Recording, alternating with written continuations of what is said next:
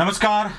पालिका बाजारच्या दुसऱ्या भागामध्ये आपल्या सगळ्यांचं पुन्हा एकदा स्वागत. आपल्यासोबत पुन्हा श्रीकांतजी आहेतच, ज्यांना आपण कांतराव म्हणणार आहेत असं सांगितलेलं आहे. श्री मीडिया सर्व्हिसेसचे कांतराव आणि मी पालिका बाजारच्या म्हणजे पालिका निवडणुकांच्या पार्श्वभूमीवर आपल्याशी वेगवेगळ्या विषयावर संवाद साधतो. पालिका निवडणुकांचा बाजार कसा भरणार आहे, काय होणार आहे, यात आपण पहिल्यांदा औरंगाबाद, कोल्हापूर, पुन्हा अजून वसई विरार या मनपाविषयीची माहिती घेतलेली आहे. आता दोन महत्वाच्या महानगरपालिका आपण या भागात चर्चा करणार आहोत. एक म्हणजे ज्याला मुंबईकर डोंबिवली असं म्हणतात, पण ते डोंबिवली आहे, ती कल्याण डोंबिवली महानगरपालिका.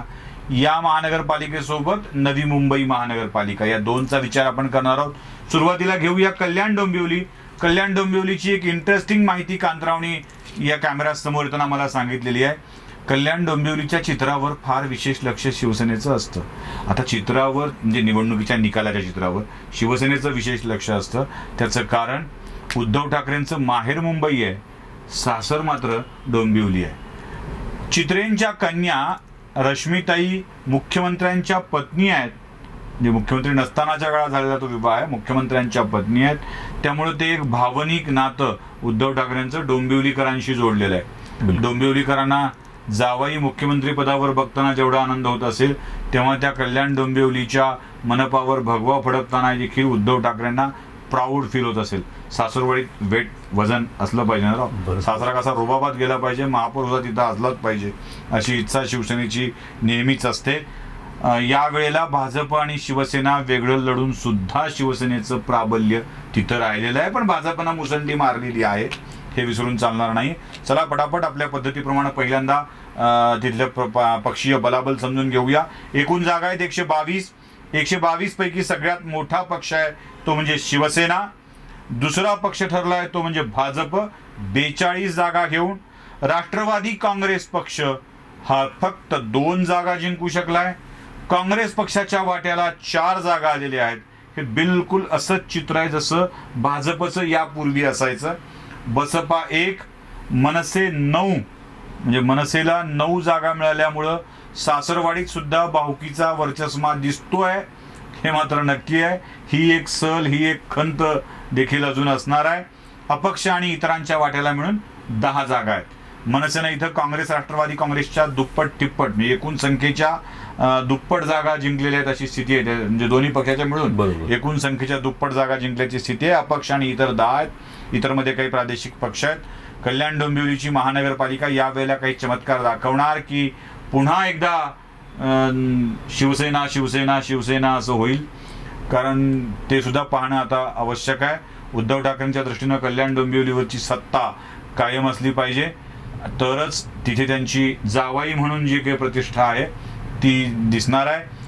खरंच जावयाची पत कल्याण डोंबिवली कायम राखेल की पुन्हा भाजपला मदत करेल? मनसेचा काही फॅक्टर भाजपला साह्यभूत होईल का, की तिथे काय होणार आहे? या सगळ्या प्रश्नांची उत्तरं आपल्याला जाणून घ्यायची आहेत. ती कांतराव आपल्याला देतीलच, कारण त्यांच्या टीमनी तिथेही काम केलेलं आहे. कांतराव बरंच भटकतात, तसे भटके आहेत ते, वेगवेगळ्या सर्वेच्या निमित्ताने भटकणं चालू असतं. कांतराव, मागचं चित्र काय होतं, त्याचं कारण काय होतं? मागच्या निवडणुका मला असं वाटतं की कल्याण डोंबिवली महापालिकेमध्ये पहिल्यांदाच भाजप आणि शिवसेना हे वेगळे लढले.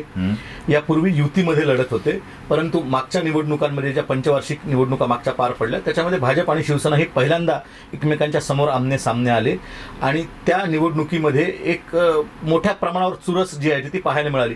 शिवसेनेने आपलं वर्चस्व कायम ठेवलं, त्यांना 52 जागा मिळाल्या, भाजपला 42 जागा मिळाल्या आणि मनसेला 9 जागा मिळाल्या. मनसेचं जे वर्चस्व आहे ते प्रामुख्यानं कल्याण ग्रामीण भागामध्ये आहे, की जिथे मध्ये आता आपण बघतोय की 2019 मध्ये कल्याण ग्रामीण मधून एक आमदार मनसेचा निवडून आले, बरोबर. आणि मनसेला अन्यत्र कुठे यश मिळू शकलं नाही विधानसभेमध्ये, पण कल्याण ग्रामीण मधून त्यांचा आमदार निवडून आला. त्यामुळे कल्याणच्या ग्रामीण भागामध्ये मनसेचं जे प्राबल्य आहे ते आजही कायम आहे अशी परिस्थिती आहे. परंतु शहराच्या उर्वरित भागामध्ये मनसेचा म्हणावा तसा प्रभाव जो आहे तो दिसत नाही. पण या आगामी ज्या महानगरपालिकेच्या निवडणुका आहे त्याच्यामध्ये जर आमदार ते आहेत आणि सत्ता आहे तर त्यांनी जर पूर्ण ताकद लावून काम केलं मनसेने, तर मला असं वाटतं की तो फॅक्टर, मनसे फॅक्टर जर चालला कल्याण डोंबिवलीच्या निवडणुकीमध्ये, तर त्याचा फटका जो आहे तो शिवसेनेला बसू शकतो. कारण मराठी मतदार जो आहे तर तो अर्थात विभागला जाईल मनसे आणि शिवसेनामध्ये, आणि तिथे उत्तर भारतीय मतं आहेत, गुजराती मतदार आहेत, काही प्रमाणामध्ये साऊथ इंडियन वोटर्स तिथे आहेत, नॉर्थ इंडियन्सच्या बरोबरीने. तर त्याचा एक इम्पॅक्ट, फरक जो आहे तो जाणवू शकतो आणि ही मतं एक गठ्ठा भाजपच्या पारड्यात जाऊ शकतात. पण आता नक्की काय होऊ शकेल हे तर येणारा काळ ठरवेल. पण ही परिस्थिती जी आहे ती ही अशी आहे आत्ताच्या घडीला. राष्ट्रवादी काँग्रेस आणि काँग्रेसची अवस्था साधारणतः कशी असेल? का ती अजूनही अशी जी आता सध्या 7-8 जागांपुरते दोघं मिळून मर्यादित आहेत तसं राहील, की काही त्यांना बूस्टर डोस मिळण्याची शक्यता वाटते आपल्याला? तसं ठाणे महापालिकेमध्ये किंवा ठाणे शहराच्या महापालिकेचा विचार केला, महापालिकेचा, तर तिथे जितेंद्र आव्हाड जे आहेत ते एक हाती किल्ला लढवतात ठाणे महापालिकेसाठी राष्ट्रवादी काँग्रेस पक्ष मुंब्रा भागातून. बरोबर. परंतु कल्याण आणि डोंबिवलीमध्ये एकतर काँग्रेस असेल किंवा राष्ट्रवादी काँग्रेस असेल, यांच्याकडे ज्याचं नाव घ्यावं, ज्याचा प्रभाव पडेल, की ज्याच्या याच्यावरती मतदान परावर्तित होईल मतपेटीमध्ये, असा नेता जो आहे तो दृष्टिक्षेपात येत नाही या महापालिका क्षेत्रामध्ये. आणि त्याच्यामुळे जे, आणि सगळ्यात महत्त्वाचं असं की गेल्या काही वर्षामध्ये सत्ता असून सुद्धा कल्याण डोंबिवलीमध्ये आपल्या पक्षाचा विस्तार व्हावा म्हणून या दोन्ही पक्षांनीही जाणीवपूर्वक प्रयत्न केलेले दिसून येत नाहीत. त्यांनी मेहनत घेतली नाही आणि त्याच्यामुळे आत्ता कल्याण डोंबिवली क्षेत्रामध्ये, मनपाच्या क्षेत्रामध्ये या दोन्ही पक्षांचं अस्तित्व जे आहे ते अतिशय नगण्य आहे, कमकुवत आहे. ही परिस्थिती आहे कारण त्यांनी गेल्या 15-20 वर्षात सत्ता असताना कधी लक्ष दिलं नाही किंवा कोणी असा जो स्थानिक नेता आहे त्याला बळ देण्याचा प्रयत्न जो आहे तो या दोन्ही पक्षांनी केलेला आहे किंवा त्यांनी मेहनत घेतली आहे असं चित्र गेल्या काही वर्षात दिसत नाही आणि म्हणून त्यांची स्थिती जी आहे ती तिथे फार कमकुवत. भाजप आणि शिवसेना मागच्या वेळेला वेगवेगळी लढली होती. आता जी काही भाजपची शक्ती आहे, शिवसेनेची शक्ती, ती स्वतःच्या बळावरची शक्ती आहे. बरोबर. आता ही शक्ती दोघांना कायम राखता येईल की काही फरक पडणार आहे? काय कारण असतील याची? मागच्या वेळा 2014च्या निवडणुकीमध्ये कल्याणमधून भाजपला चांगलं यश मिळालं होतं आणि त्याच्यामुळे काय आहे की भाजपची जी ताकद आहे कल्याण आणि डोंबिवली या दोन्ही परिसरामध्ये ही बऱ्यापैकी वाढलेली आहे. 2016 साली जी निवडणूक झाली होती कल्याण डोंबिवलीची, ती भाजपनं फार अटीतटीची आणि अगदी प्रतिष्ठेचा प्रश्न करून लढवली होती. त्यावेळेला ते सत्तेत असून सुद्धा एकमेकांच्या विरोधात लढतात. बरोबर. मुख्यमंत्र्यांनी स्वतः सभा घेतल्या होत्या आणि स्टेजवर पाणी पिताना, आता जरी पाणी पित असलो तर तुम्हाला निवडणुकीत पाणी पाहिजे अशा पद्धतीची भाषा भाजपकडून त्यावेळेला वापरली गेली होती आणि फार त्वेषाने लढवली गेली. मला असं वाटतं की त्याच ताकदीने जर हे दोन्ही पक्ष मैदानात उतरले तर मला असं वाटतं की ही निवडणूक अतिशय रंगतदार आणि इंटरेस्टिंग होईल.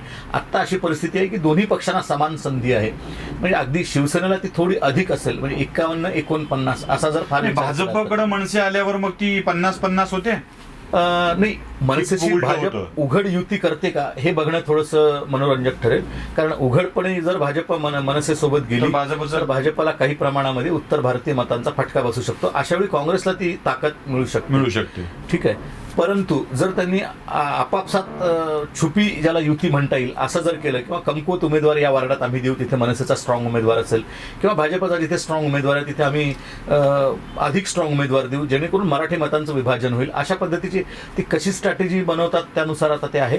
पण ती युती होईलच याची आत्ता कुठलीही संकेत म्हणा किंवा हे अशा. तुम्ही एक राजकीय जाणकार म्हणून काय सांगाल, भाजपने करावी मनसेसोबत की करू नये?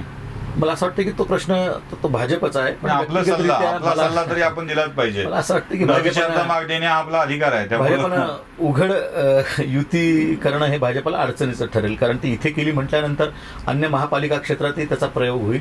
महाविकास आघाडीचा प्रयोग भाजपला मारक ठरेल समजा एकत्र ठरलंच तर. अडचण हिंदी स्वीकारत काँग्रेस आणि राष्ट्रवादीनं मिळेल तेवढ्या जागा पदरात घेऊन लढायचं ठरवलं. महाविकास आघाडीचा प्रयोग करणं हा शिवसेनेने पायावर धोंडा पाडून घेण्यासारखं होईल, कारण मुंबई आणि सबर्बन एरिया जो आहे त्याच्यामध्ये एकट्या शिवसेनेची जास्त ताकद आहे. ठाण्यात थोडीफार जे आहे राष्ट्रवादी दुसऱ्या क्रमांकाचा पक्ष आहे, नवी मुंबईमध्ये काही प्रमाणात आहे, पण अन्य महापालिका क्षेत्रामध्ये जे आहे ते त्यांचं फारसं अस्तित्व जे आहे ते नाही आहे. त्यामुळे यांच्यासोबत युती करणं म्हणजे बंडखोरीला उत्तेजन देणं शिवसेनेने विशेष करून.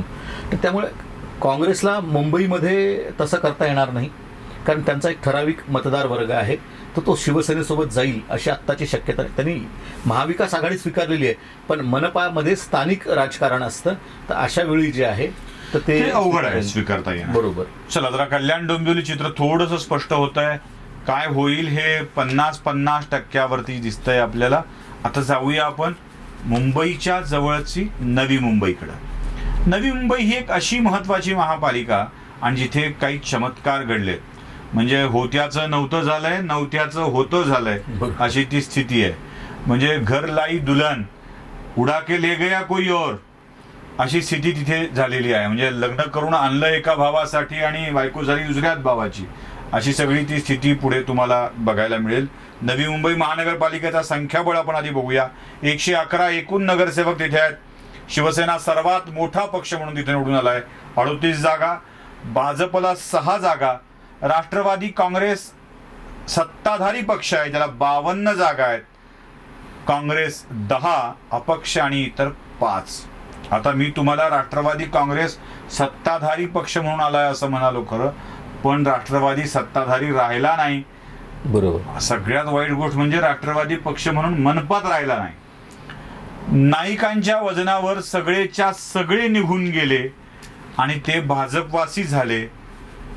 तांत्रिक आकडे राष्ट्रवादी 52 असं सांगतात, भाजप 6, पण वस्तुस्थितीचे आकडे भाजप 58 आणि राष्ट्रवादी 0 अशी स्थिती दाखवत आहे. राष्ट्रवादीत नाईकांचं प्राबल्य कमी झालं, नाईकांचं महत्व कमी झालं. नाईकांनी राष्ट्रवादी सोडली, भाजपत आले. त्यांच्या आधीच भाजपत येऊन बसलेल्या मंदा मात्रे नाराज झाल्या. आता त्या थोडीशी अस्वस्थता दाखवतायत, अधूनमधून बोलतायत. त्यांच्या बोलण्याला राष्ट्रवादी काँग्रेसच्या महिला अगदी सन्मानाचं स्थान देत आहेत. काय राहील स्थिती? नाईकांचा प्रभाव कायम राहील की मात्रेंचा नाराजीचा प्रभाव वेगळा दिसू लागेल? नवी मुंबई आणि गणेश नाईक हे जे समीकरण आहे हे फार मला असं वाटतं की 90च्या दशकात उदयाला आलं.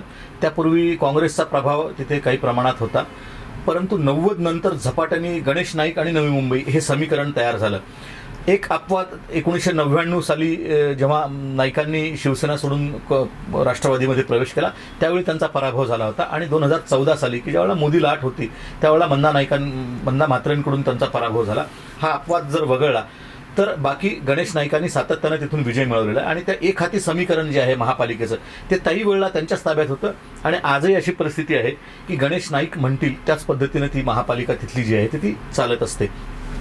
मधल्या काळामध्ये जे काही नगरसेवक त्यांच्यासोबत गेले होते त्यातले काही नगरसेवक पुन्हा माघारी फिरलेत आणि ते राष्ट्रवादीकडे गेलेले आहेत. आता ती महापालिका बरखास्त आहे, तिथे प्रशासक आहे, त्यामुळे आता एक्झॅक्ट आकडा काय आहे तर तो बघायला लागेल. परंतु काही लोकांनी माघार घेत पुन्हा राष्ट्रवादी काँग्रेसमध्ये प्रवेश, काही गेलेच वापस. आता राष्ट्रवादी काँग्रेसनं जी डॅमेज कंट्रोल करायचं आहे म्हणून कोरेगाव मतदारसंघाचे माजी आमदार जे पराभूत झाले 2019 मध्ये, शशिकांत शिंदे यांना नवी मुंबईची जबाबदारी जी आहे ती दिलेली आहे. याचं कारण असं आहे की नवी मुंबईमध्ये मोठ्या प्रमाणावर सातारा, सांगली, कोल्हापूर, सोलापूर या भागातून जो माथाडी कामगार आहे तो वसाहत करून त्या ठिकाणी आहे. APMCचा मार्केट आवार त्याच परिसरामध्ये आहे आणि त्यामुळे माथाडी कामगारांची मोठी वसाहत जी आहे ती ही नवी मुंबई आणि त्या परिसरामध्ये कोपरखैरणे असेल, राबाळे असेल किंवा एकूण नवी मुंबई. भाजपकडेही अण्णासाहेब पाटलांचे चिरंजीव नरेंद्र पाटील बरोबर ताकदीचे तिथे आहेत. परंतु राष्ट्रवादी काँग्रेसने नाईकांच्या जे गेल्यानंतरची जी पोकळी आहे ती भरून काढण्यासाठी म्हणून शशिकांत शिंदे यांच्याकडे नवी मुंबईची जबाबदारी दिलेली आहे. आणि लढत जी आहे मुख्यतः ती राष्ट्रवादी काँग्रेस आणि भाजपा अशीच होणार आहे. अन्य पक्षांना तिथे फार संधी नाही. शिवसेना एक आहे परंतु मुख्यत्वे भाजप आणि राष्ट्रवादी अशी लढत होईल. शिवसेना हा त्या ठिकाणी 3ऱ्या क्रमांकावर राहू शकतो. का असं शिवसेनेला प्राबल्य तिथे वाटत नाही तुम्हाला? नाही, याचं कारण असं आहे की तिथे गणेश नाईकांचं जे प्रभाव आहे तो सगळ्यात जास्त मोठ्या प्रमाणावर. आता पुन्हा तोच प्रश्न येतो, राष्ट्रवादीनं या या मनपापुरते शिवसेनेला जवळ घेतलं किंवा युती केली तरची काय स्थिती असेल? असे प्लस मायनस किती होतील? काही प्राबल्य राहील दोघांचं मिळून? याचं कारण असं आहे की संख्या सन्मानजनक आहे शिवसेनेची, 38 आहे. म्हणजे असं काँग्रेस सारखी निवड इज्जत गेलेली संख्या नाही. बरोबर आहे. असं जरी असलं तरी त्या ठिकाणी इच्छुकांची जर संख्या बघितली, राष्ट्रवादीमध्ये असेल किंवा शिवसेनेमध्ये असेल, हे दोन्ही पक्षांनी जर युती केली तर त्या ठिकाणी दोन्ही पक्षांना बंडखोरीची लागण होण्याची जास्त भीती आहे आणि मोठ्या प्रमाणावर बंडखोरांचं पीक जे आहे ते दोन्ही पक्षात येईल की ज्याचा फायदा अप्रत्यक्षपणे इतर कुठल्याही पक्षाला होऊ शकतो, तो भाजपाला होऊ शकतो किंवा अनपेक्षितरित्या काँग्रेसला होऊ शकतो किंवा मनसेलाही होऊ शकतो. हे आत्ता नक्की सांगणं अवघड आहे की तो कोणाला नक्की होईल, परंतु जसजशा निवडणुका जवळ येतील तर त्यानुसार मग हे चित्र स्पष्ट व्हायला सुरुवात होईल.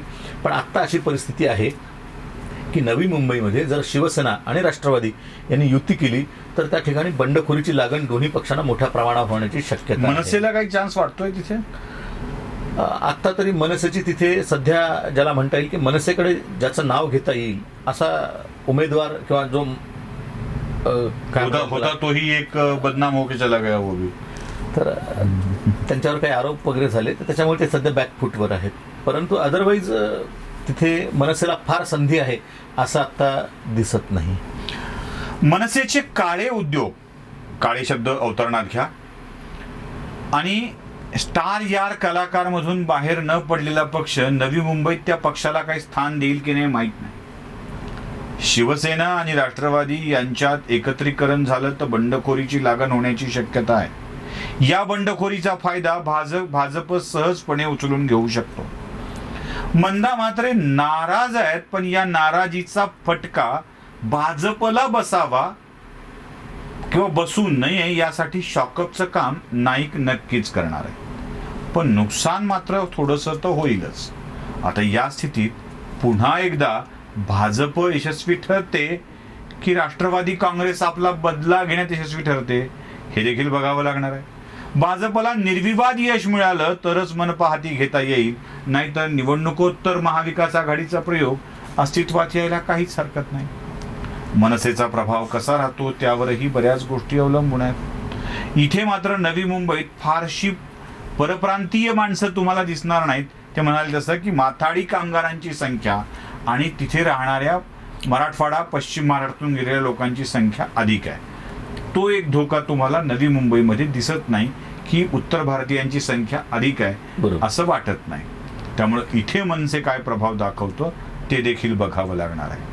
प्रभाव कोण कसा दाखवतं याची चर्चा करतच आपल्याला पालिकेचा बाजार कसा रंगणार आहे ते समजणार आहे. चर्चा अजून पुढे होत राहीलच. एकेका महानगरपालिकेवर आपण सविस्तर बोलणार आहोत. अगदी डीप अभ्यास केलेली माणसं आपल्याकडे आहेत, ती देखील आपल्याला या सगळ्या विषयामध्ये कांतराव आहेत, सुनील राव आहेत, तेही देणार आहेत. तेव्हा बघत राहा अनालायझर, पाहत राहा पालिका बाजार.